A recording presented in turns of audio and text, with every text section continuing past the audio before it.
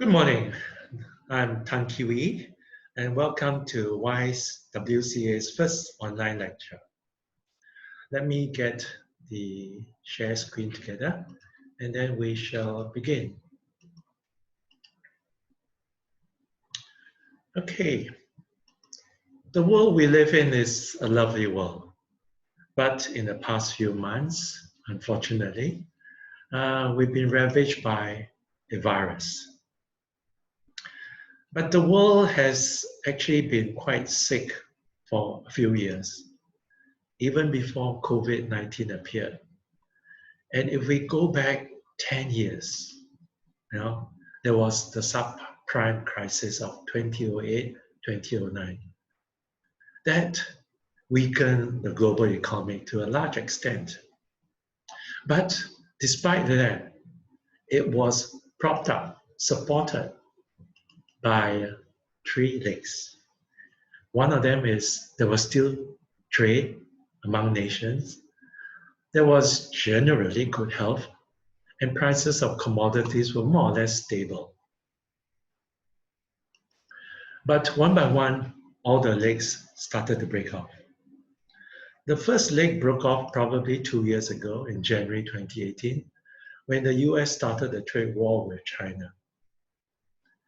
The second leg broke off a few months ago, last December in fact, when the coronavirus appeared. And a month ago, the third leg broke when Saudi Arabia and Russia waged war, an oil price war. So we are today lost at sea, with lightning striking away, dark clouds covering the horizon, and we are caught in a stormy sea. In the next 45 minutes, I'm going to tell you how we got ourselves into this situation, and hopefully how we can get out of this situation. But before I proceed another slide, please read this.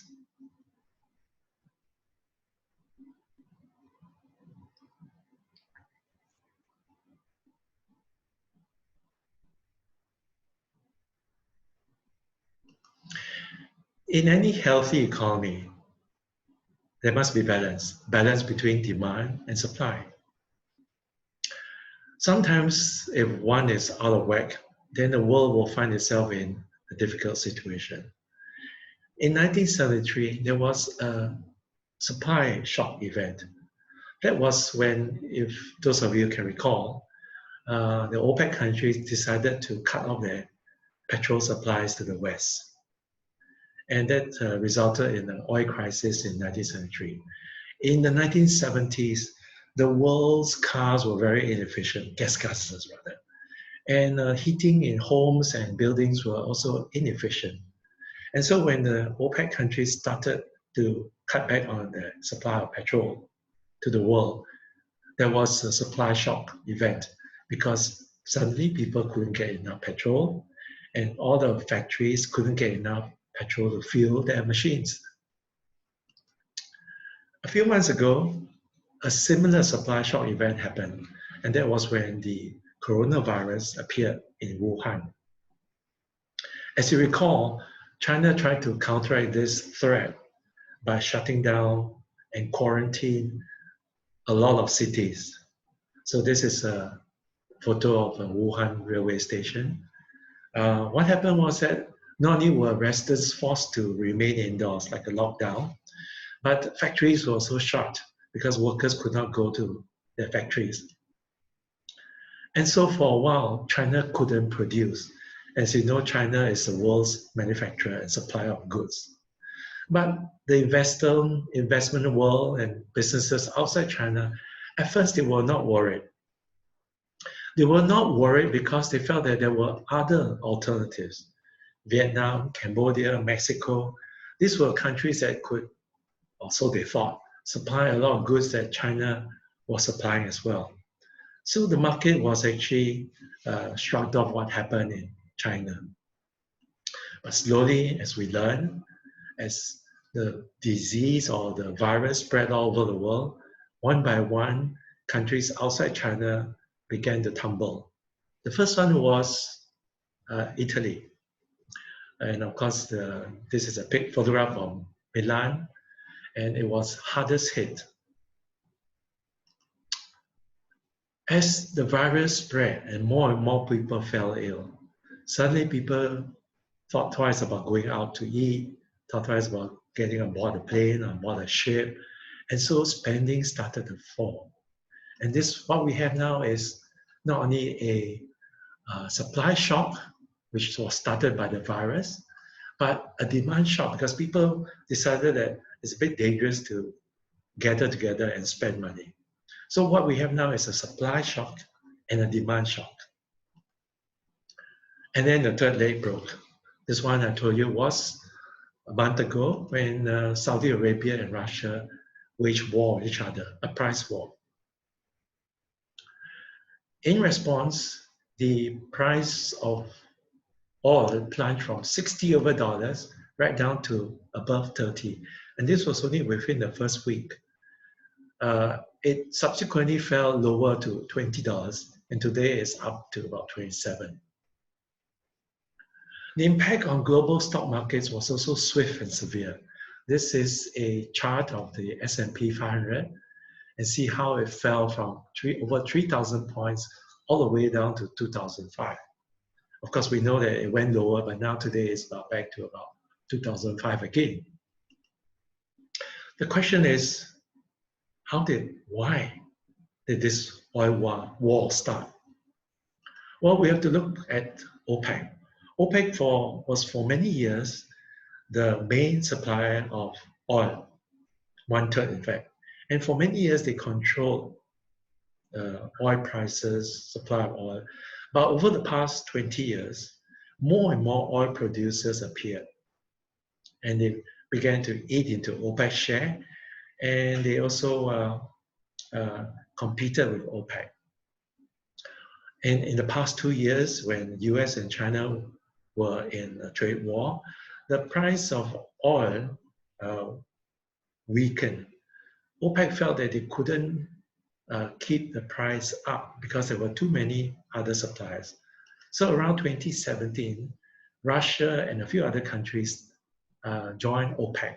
And this new consortium or this group we call them OPEC Plus. So as you can see in this graph, the dark blue parts are the old OPEC members. The light blue parts are the new OPEC members. Well, they're not really OPEC members, but we call them OPEC Plus. What they did when they got together, well, in early 2019, they decided to restrict output by 2.1 million barrels a day. This agreement was supposed to expire in March this year. In March this year, because of the coronavirus in China, they wanted to cut another 1.5 million barrels from the market. But this time, Russia refused. Russia refused because Russia's logic is this: why should I be cutting back on oil when the US shale oil producers are not participating in these cutbacks? Are the Russians justified? Actually, yes. If you look at the charts, the US shale oil came into the market around 2013, 2014. And since then, they've been great producers of oil for the market all over the world. Looking at the table, the US is today producing almost as much as Saudi Arabia and Russia. So of course, Russia is justified in arguing that why should we bear the burden of further oil cutbacks when the US oil producers are not involved in this agreement? Well, basically, Russia doesn't want to lose market share. So this war started between Saudi Arabia and Russia. A lot of people think that it's just a war between Russia and Saudi Arabia. But the truth is, it's not really. It's actually a trade war between USA and Russia. Why do I say that? Well, if you look back, okay, the Russians have always been supplying gas to their European markets to Germany. In 2011, they built this gas pipeline called the Nord Stream 1 to supply gas from Russia all the way to Germany. Now, around 2018, 2019, the demand was there for the Russians to want to build another gas pipeline. So this is the Nord Stream 2.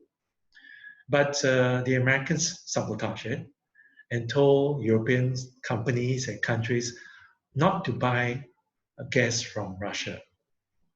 So the Russians felt very unhappy when the Americans tried to eat into their earnings. From the Russian point of view, the American friendship with Saudi Arabia can go back a long way. Okay, this is Reagan and the former Saudi Arabian king. And the Russians remember that way back in those days, remember there was this Cold War between 1945 and 1991, whereby they were both involved in an arms race and a space race. All this cost money, and the Russians paid it through their oil earnings.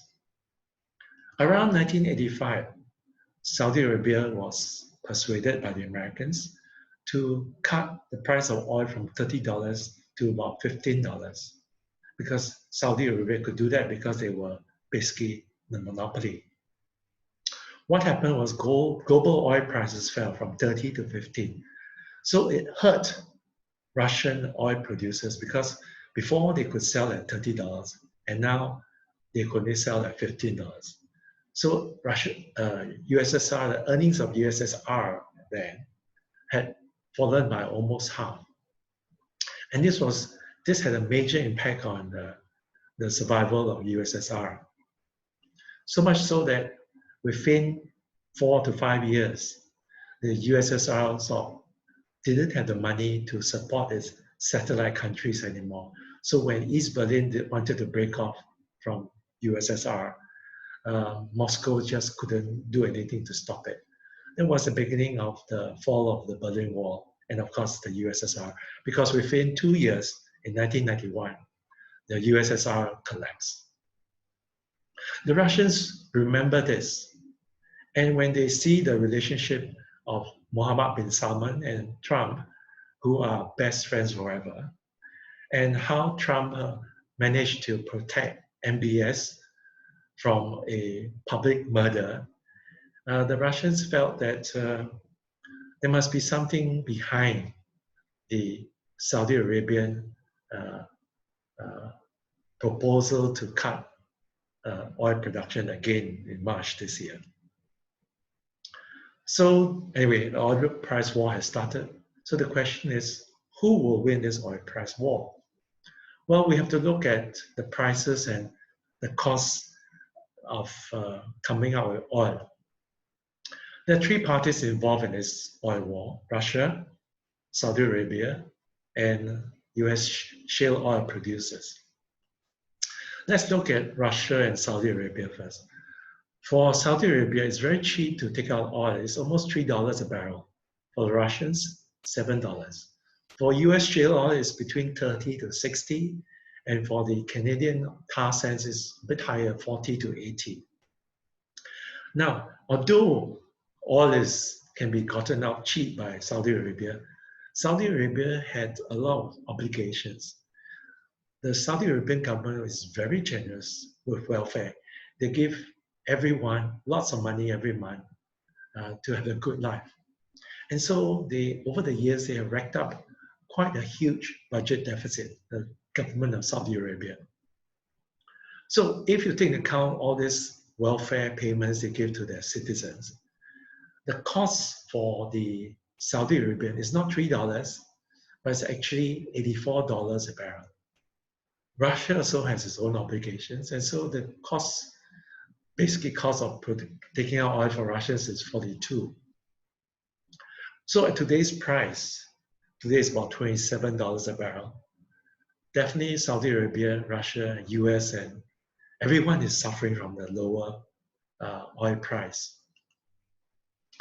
So now let's look at the reserves of Saudi Arabia and Russia, because it's how much money you have in the bank that will probably indicate how long they can survive in this oil price war.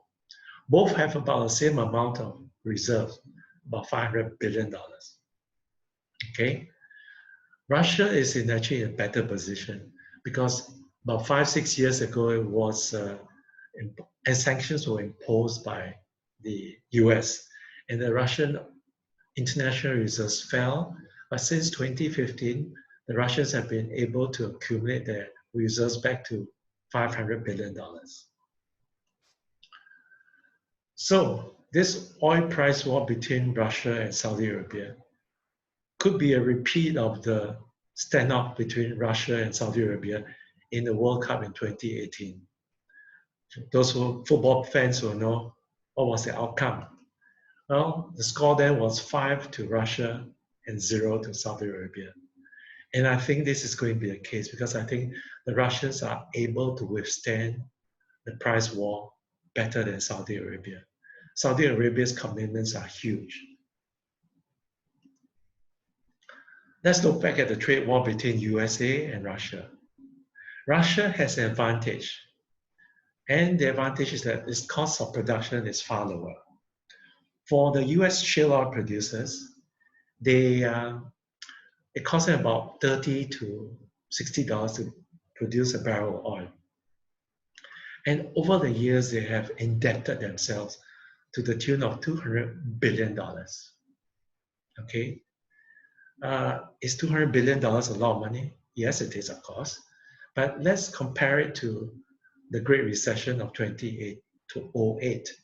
At that time, the subprime loans, the number was 3 times bigger than 207, about 600 billion.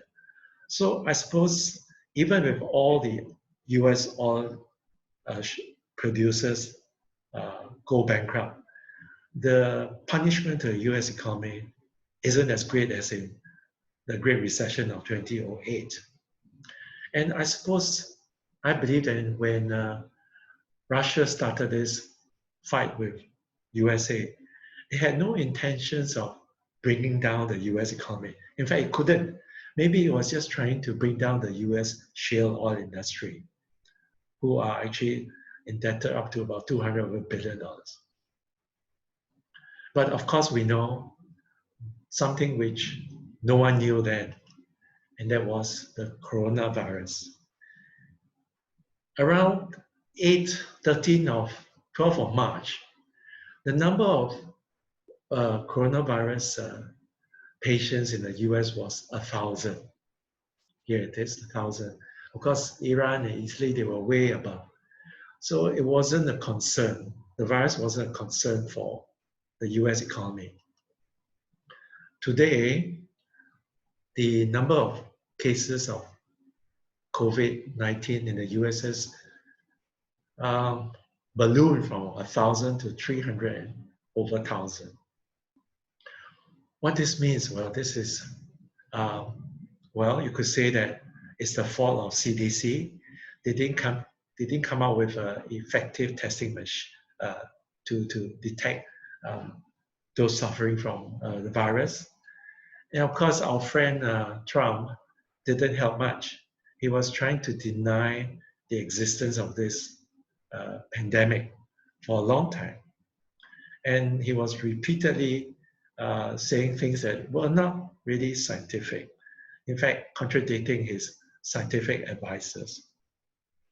You know, I think that these two persons, Trump and Greta, they both should go back to school together and learn something. They should not be given a platform to speak. Well, as it is now, we know that the coronavirus has grown rapidly in the US, and in the next few weeks, it's supposed to hit its peak damage. What have central banks done in the past few weeks to try to control this disaster? Well, they have basically done what they did in 2008, which is to cut interest rates. But actually, they run out of ammunition. Because if you look at the chart, this is of the US Federal Reserve. Okay. In 2008, it cut interest rates from 5% all the way down to zero.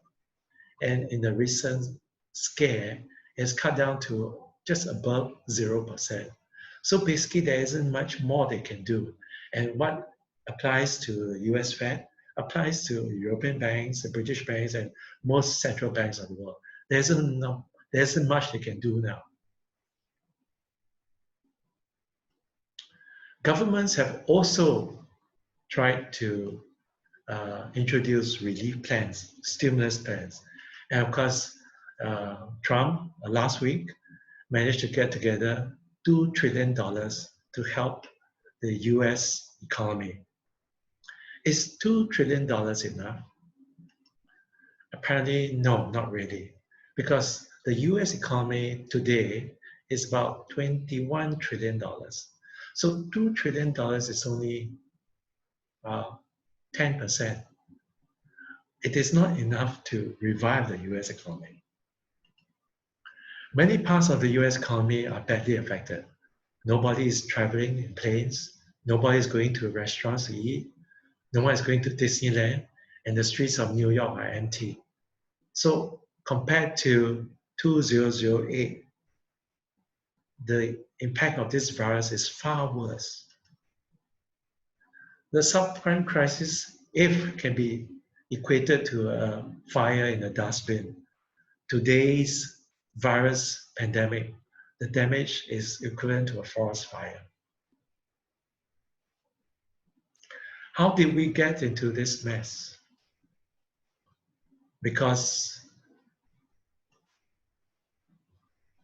the whole world is heavily indebted. And why is it heavily indebted? The culprit is low interest rates over the past 10 over years. You can see US firms have borrowed 3 times more than they did in 2008.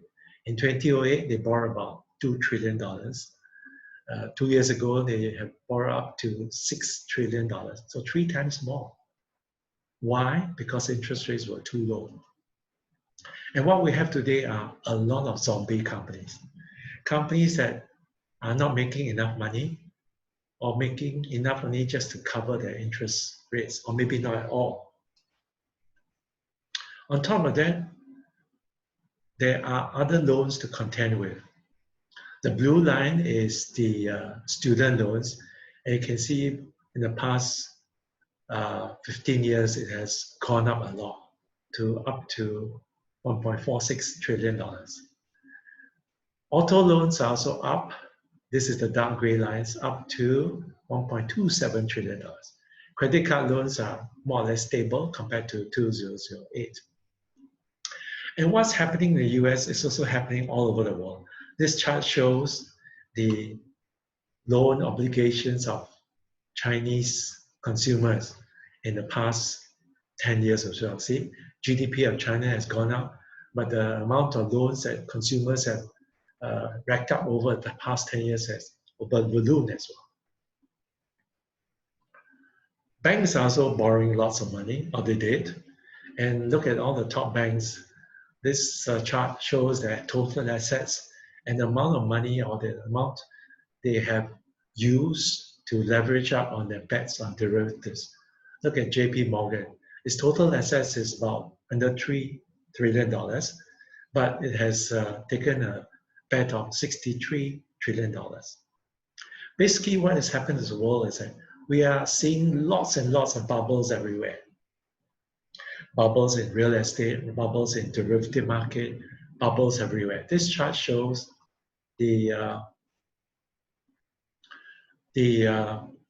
all the different bubbles. This is the derivative market, $530 trillion. The global real estate market, about 200 trillion. Global debt is almost 200 trillion. Okay, and physical money is 43 trillion. Stock markets of the world, 77 trillion. How big is 532 trillion? Well, the best way is to look at the size of the US economy. And the size of the US economy is only about $22 trillion. So the world has borrowed so much multiple times of the GDP of US economy. And that's dangerous. It's dangerous because with the stock market coming down 20, 30% in the past month, we don't really know who has been hurt. We don't really know the extent of the damage. Okay, it's just like the iceberg that we see or the ship see. What we see is only the top part.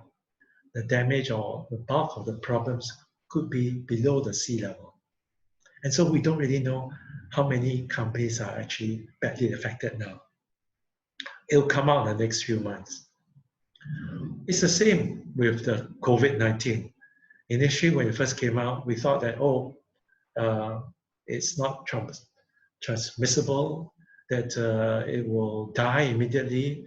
But as we learn more and more, we realize that this virus actually sticks around for many, many hours on plastic and metal surfaces. So as we learn more, the threat becomes more dangerous. And of course, we also learn that those who are suffering from pre-existing illnesses, if they get the virus, the chances of them dying are higher. So it's the same in the financial markets. There are many companies that have pre-existing illnesses. Well, things like they are over-indebted, they're not profitable. So if this current plunge in the stock market will actually hit them much worse, it only takes time before we find out who they are and how badly hit they are. Which means to say, I think that in the next few months, the S&P 500 will fall further as more of this bad news emerge. Even if the oil price will stop tomorrow, it's not going to help us. Why? Because the global economy is not going to recover. London will remain deserted or nobody wants to go out. Okay? Because the coronavirus is around. This is two very funny pictures of citizens wearing protective gear. This guy has a very special protection. He should be able to smell his own BO. This man on the left has a very organic mask. It should be able to supply him with vitamin C supplements. And we are still afraid because there's a danger that a second wave might emerge. Just last week, Jia County in China imposed a lockdown. Nobody really knows what's happening, but there's this talk that maybe the virus has re-emerged. And of course, we also know that some people who have been infected can be reinfected. So a lot of unknowns today. With all these unknowns, what does it mean? It means a lot of us will not dare to spend. We will not dare to fly off. So the planes will remain stacked up and parked in the airports. And all the cities, the tourist spots will remain empty. All we are doing all these weeks is basically to flatten the curve. Basically, we don't want people to remain indoors, so the number of patients who are caught with this virus will not spike higher than the ability of the country's healthcare system to take care of them. So by staying indoors, we are hoping to flatten the curve so that the country's healthcare system will be able to take care of everyone that's sick. But in the long term, the only solution is herd immunity. What does this mean? Well, viruses have a way of either evolving, and they can either evolve into stronger viruses or weaker. In many cases, they become weaker. And of course, if many people, so what we are doing is actually buying time by flattening the curve. If the virus evolve into something weaker, then fine, a lot of us will be fine. But if it doesn't, then, and there's no vaccination, then what's happened is that a lot of us will be infected. And once we reach about 60, 70%, the numbers tell us that the rest will be protected because there'll be enough of us infected and we will develop our own immunity against it. So with no vaccination, using herd immunity, then we need 60% of the population to be infected before the rest of us are safe.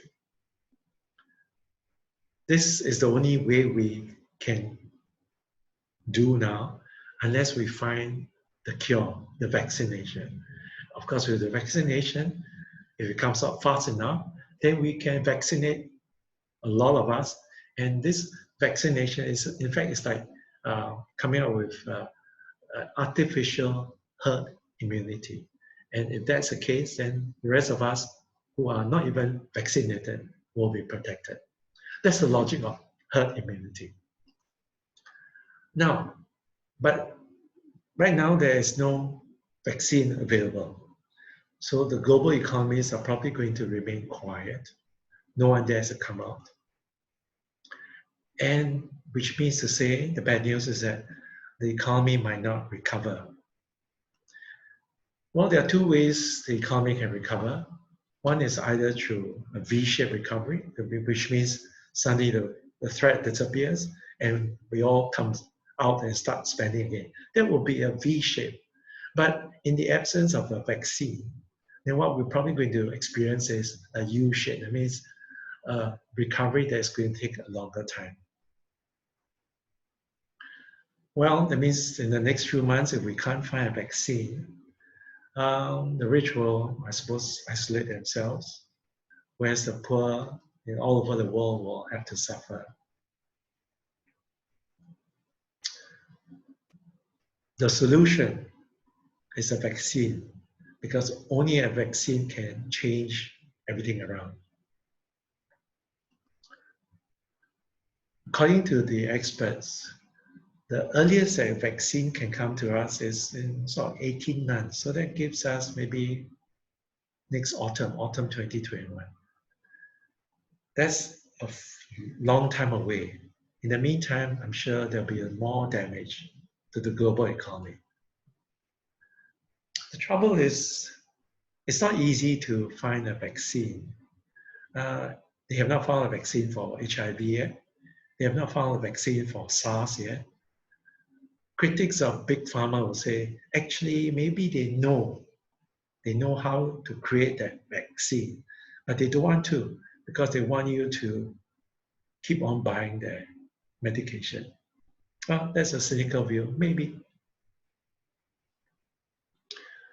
Anyway, if there are no vaccines, that means until autumn of 2021, that means we could be facing the same situation which we did about 100 years ago in 1918. This was the Spanish flu. In that year, 500 million persons got infected. The global population then was 2 billion or 2,000 million people. And out of these 500 million that were affected, 10 to 20% of them died. Today's population is not 2 billion, but let's say 7 billion. So it's 3 times more. So if the virus is as damaging as the Spanish flu in 1918, that means not only will 200 million people be affected, 500 million people be affected, but maybe 3 times more. 1,500 million people will be infected. And out of this, 10 to 20% of us will die. This is a very grim scenario. And I don't want to end on a very sad note. I shall end on an optimistic note. Because there is light at the end of the tunnel. Why do I say that? Because using my econometrics model and looking at long-term economic cycles, I find that actually a turning point is nearby. Let me remove this to show you. We are approaching a turning point in our economic cycle. Okay, why? What can possibly turn the world around, the global economy around?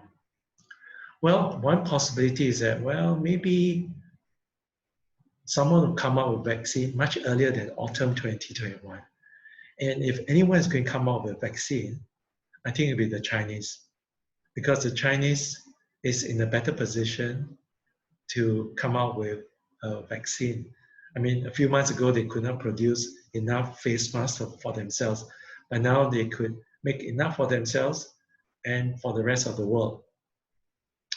You see, the getting a vaccine on the market is a laborious process, and you have to follow certain principles and protocols. I suppose China could avoid all this or cut short all this, and I wouldn't be surprised if China comes out with a vaccine before the end of this year. There's actually a silver lining in all this disaster that we are experiencing. 2 years I mentioned to you that I was expecting a war between China and US, a real war, not just a trade war. And it's not just me, a few others have come to this decision based on this Thucydides threat. This is an ancient Greek historian who studied the Peloponnesian War between the Greeks, between the Athenians and the Spartans. What happened was that Spartan was an established rich country, and Athens was a new rich country. And a lot of people have used this principle of Thucydides trap and put it on European history. And they found that actually, you look back 500 years, this Thucydides trap applies to many phases of European history. The essence of Thucydides trap is that when a rising power rivals a ruling power, a clash will happen. So a lot of people have used this theory to apply to China and USA. That is to say, they expect a war to happen. If there's such a war between US and China, who will win? The truth is, we will all lose. And this is a worst case scenario that can happen. So my silver lining is sometimes bad things happen to us to mitigate an even worse event. Just like sometimes when we quarrel with our partners, okay, a bigger event like the death of a child could bring the two partners together over a shared loss. I see this pandemic like as a silver lining, because many people will die, not only in China, but in the US, and the best of the human beings come out in such disaster times. Right now, China is helping the US by supplying them with lots and lots of medical equipment and face masks. This is called Project Airbridge. It just started last week. Hopefully, with this show of help from China, the hawks in the White House would turn away from being hawkish and forget about starting a world war. Amidst all this bad news, what shall we do with our money? Well, let me cut this off. I told you before that I think that a vaccine will come out before the end of the year. And my study of long economic cycles tells me that the global economy will pick up at the end of this year, the turning point, which means to say things will be better at the end of this year. So if you are in the market to buy things, whether it is stocks, property, anything, buy from autumn, because that will be the lowest point in the long-term economic cycle. And from there, things will brighten up. So it's not going to be autumn 2021, but maybe autumn this year. So buy from autumn. Autumn would be September, October, November. This concludes my talk.